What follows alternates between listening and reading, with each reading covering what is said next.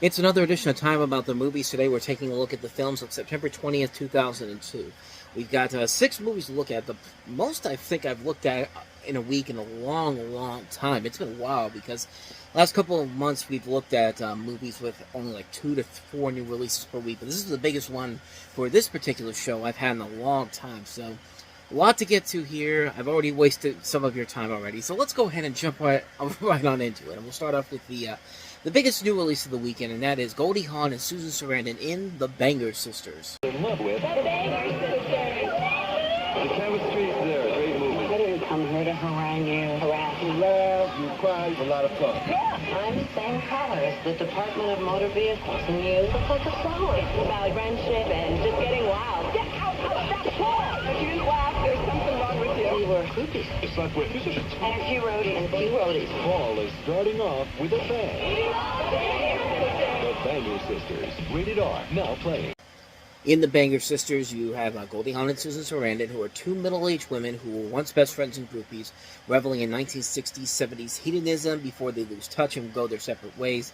Suzette's decision to crash back into her former friend's current and radically different conventional and respectable life is the basis for the humor, where the clash of who they were and now are is the main focus here. The plot considers aging and how people alter with time, whether incidentally Suzette realizing that she's now older than the current musicians, or deliberately to try to find a place in the world as Vinny has, but sometimes losing part of themselves along the way. And this was actually Goldie Hawn's last movie she ever starred in before she returned 15 years later for the Amy Schumer movie Snatch, which was not a good movie, and not because of Amy Schumer, it's because it had a good director behind it. It was just not a good film at all. It was one of those comedies that was trying to become the next, Romance in the Stone, and it was just like, unless you have a good edge to it, if you're trying to recapture the golden days, you got to have something unique and different with it. But I'm talking about Snatch, but this movie we're talking about, The Banger Sisters, is notably directed by Bob Dolman, who was the writer of Willow, of all things, and wrote Far and Away as well. This is his directorial debut, and as far as the film goes, it's alright, I guess. I mean, it's no First Wives Club, where I think that's a movie where you go into it not expecting a whole much, and you come out really enjoying that film. This is just kind of like, you kind of get what you expect to get with this movie. I mean, it's made for the same audience who likes stuff like, The Book Club or 80 for Brady, except this movie is not as bad as those movies are, and this film is just kind of like, it's okay, and it works mostly because of Goldie Hawn and Susan Sarandon. They do really carry a lot of the load of the movie. I think they really do have the best elements to the film itself, but other than that, though, the rest of the movie is kind of generic, it's kind of mediocre. Sometimes the comedy can work here and there, sometimes not so much. The script overall is not really anything too significant. I mean, you can kind of easily predict where everything is going to go right from the get-go, and just kind of right off the bat, it just really does not feel like a film that is really trying to do anything that spectacular or new, but it knows exactly who its target audience is, and I think for the target audience, I mean, it could have been worse, but it certainly could have been a whole lot better. I mean, it's kind of a mid-range film for me. I saw it, thought it was kind of amusing at some points, but it's one I'd probably never watch again, quite honestly. But for what it is, it's fine for what it is. So with that said, let's go ahead and move on to our next movie, and that is, we have reached that point, ladies and gentlemen, the peak of franchise pictures at their high point. Antonio Banderas and Lucy Liu in Ballistic, Ecks versus Sever. Device created to be the perfect killer. Injectable. One touch of a button, you can give a head a state of heart attack. It will take 2 extreme agents to stop it.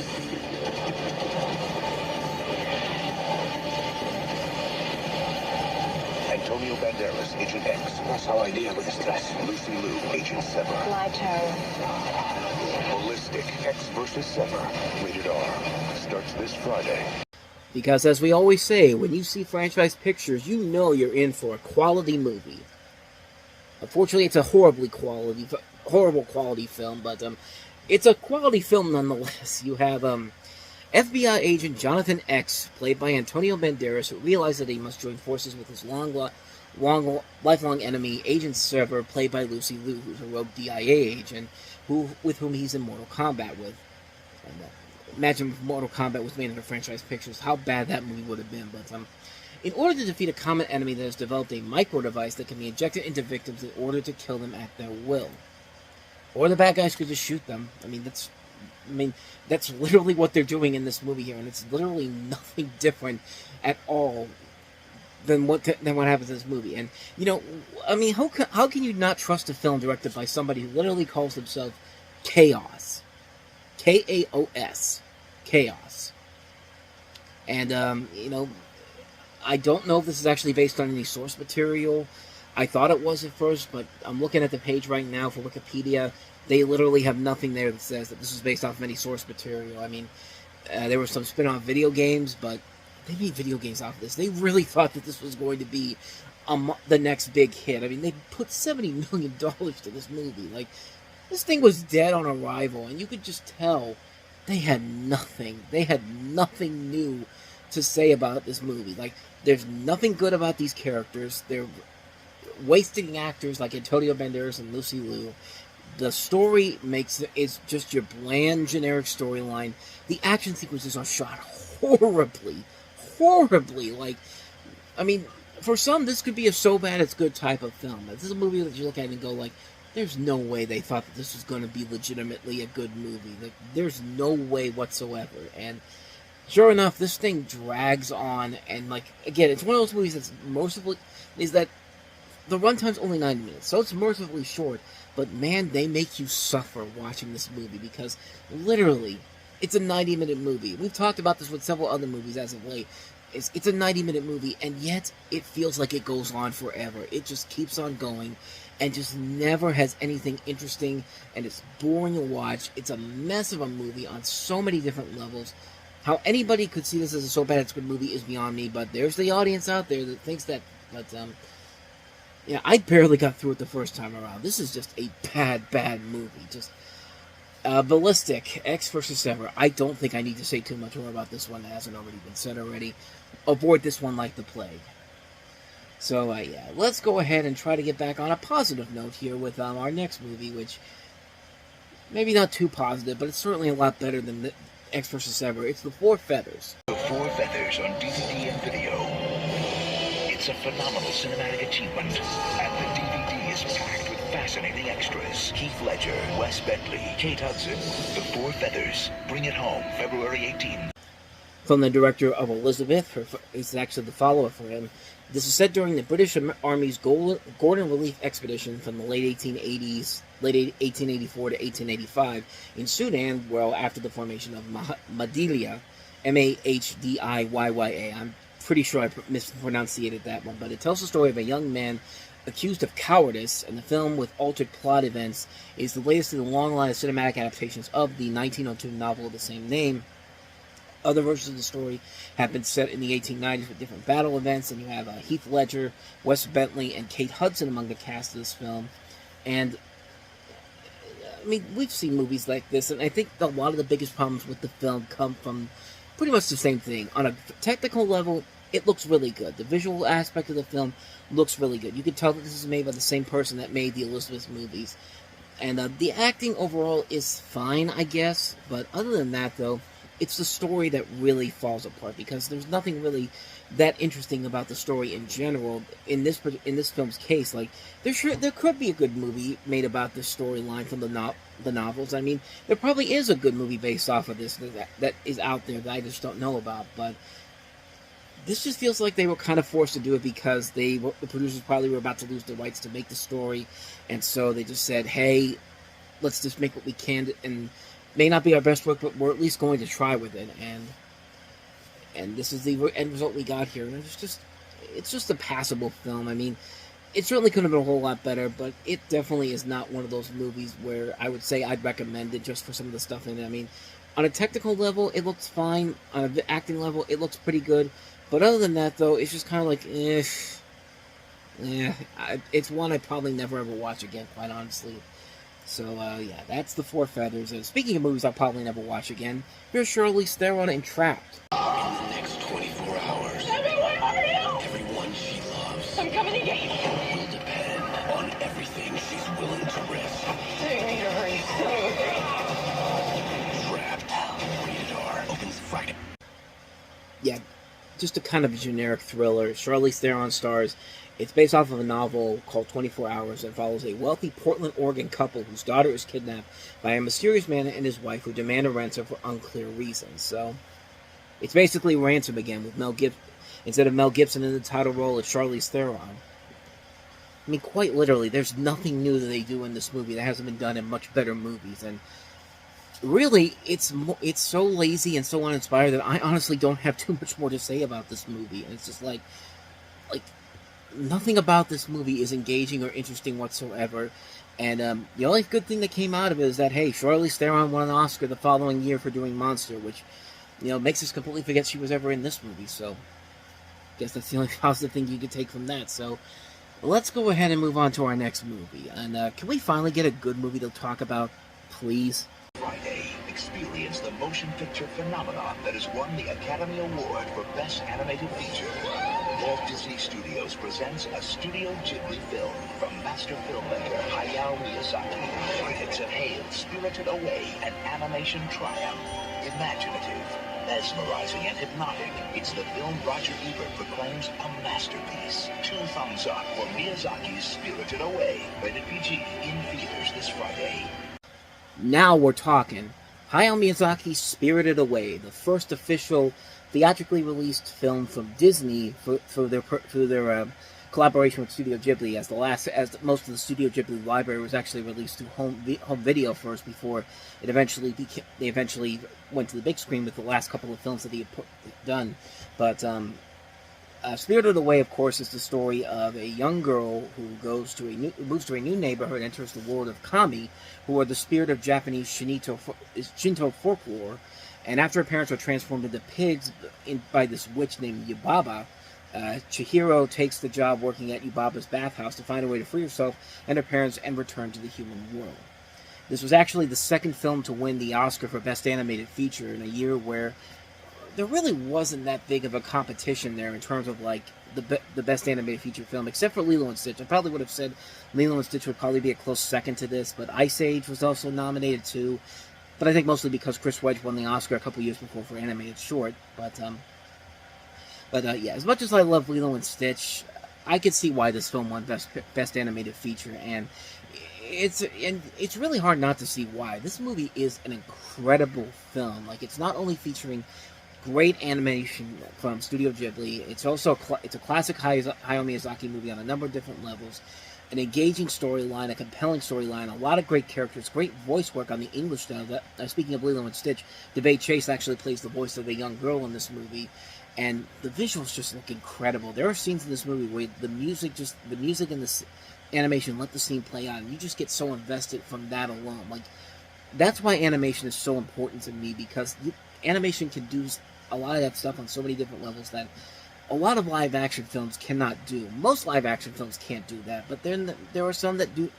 It's more recent live-action films, I should say. There are a bunch of examples of live-action films in the past that have scenes like that, but animation just does it so much better, and it's just it's amazing what this film is able to do, and what Studio Ghibli has still been able to do even since this movie came out here in the U.S. I mean, Hayao Miyazaki's still making a lot of movies that are still popular even to this very day. I mean, his last film, The Boy and the Heron, just won Best Animated Feature in a year where I thought Across the Spider-Verse should have won, but I could see why The Boy and the Heron won, because it is a very good film. It's still a really amazing film. Miyazaki does not make a lot of really bad movies. I think his worst film he's ever made was that one CG film that he did that I can't remember the title of now for the sake of me. Earwig and the Witch is what it was called, and it's a movie where they were trying to do something different in terms of the animation style. It was more CG animation than the regular 2D animation, and it just didn't work. Most people really didn't like it, and quite frankly, it's kind of not hard to see why. I think that trying to go for CG animation at this point in the game is it's just out of their norm for Studio Ghibli, but they've made a lot of great movies. Most of their movies are very enjoyable, with that one little exception, of course, being this film here.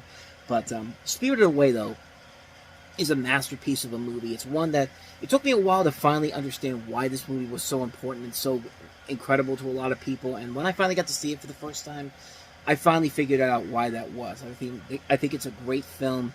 It's a very wonderfully told story, animation-wise, visual-wise, story-wise. It's just an incredible, incredible film, and it's one that, if you have not seen a Miyazaki movie, that's probably the first one I'd recommend you check out, because it'll make you want to see what else this guy has done. I mean, most of his movies have worked. This is probably his greatest work as a filmmaker as a whole. Spirited Away, can't recommend this one enough. So, with that said, let's go ahead and wrap the show up with our last movie here. James Spader and Maggie Gyllenhaal in the dark comedy Secretary. I'm very fond of you. I'm your secretary. Experience pain before meeting He's the best. hate something sexual. There are other ways to show your feelings. We can't do this 24 hours a day, 7 days a week. Why not? I've found someone to love in a way that feels right.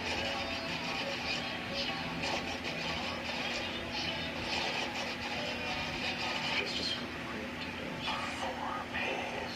As much ice cream as you like to eat. Really, forgotten. You really want to be my secretary? Yes, I do. Or as most people, including myself, would like to call it, how to do 50 Shades of Grey the right way. I mean, this movie is the perfect antithesis to 50 Shades of Grey. You have Maggie Gyllenhaal as this secretary, and James Spader as this dominant lawyer who they begin an intense relationship, which includes various types of BDSM activities, such as erotic spanking and pet play, which, I mean, how can you not get invested in a film like this? I mean, I was literally at the right age when this movie came. I was just like, how can I sneak my way into finally checking out this movie? And it's an incredibly made film. It's a film that's just like, wow, I did not expect this movie to be as memorable as it is now than it was back then, because this movie still holds up after all these years. It's a film that knows this is pure dark comedy at its absolute best, and it's the type of comedy where you look at it and you're just like, why can't we make more movies like this anymore? I mean, this is a film that really is so insane, so over the top, and so ridiculously stupid at times, and you just get so invested in it because you like these characters so much that you also kind of hate them at the same time too. Like, it's a film that knows what to do with a dark comedy concept like this. I mean, it's an incredibly put together film. It's a film that still very much holds up after all these years, and it's amazing this came from the director Aaron Cressida Wilson, who almost 15 years later has just been kind of has made films that have not been that great, most notably The Girl on the Train. And this was the film that's just kind of like, this shows exactly what she can do if she's given the opportunity to write a really good storyline here. It's based off of a short story, too, by Mary Gaskill. And this director, Steven Shainberg, actually worked with the same team again for Fur a couple years later.